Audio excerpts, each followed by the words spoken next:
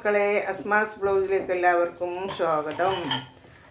ഞാനിതാ ഗോതമ്പത്തിൻ്റെ ദോശ ചൂടുന്നത്.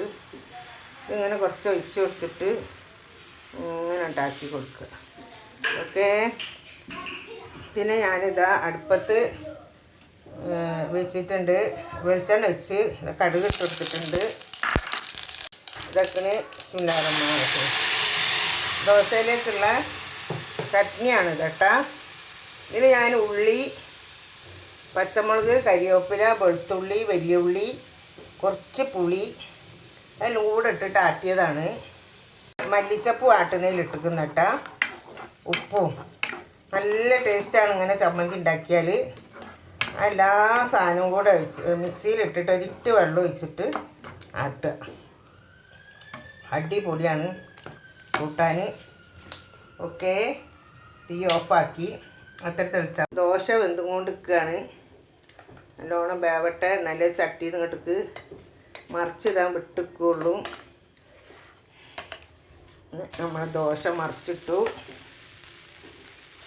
നിങ്ങളുടെ സപ്പോർട്ട് വേണം ഉമ്മാക്ക്, മറക്കരുത്.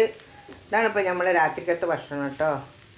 ഇത് ഗോതമ്പപ്പൊടി ഒരു 2-3 സ്പൂണ് ചോറും കേട്ടോ.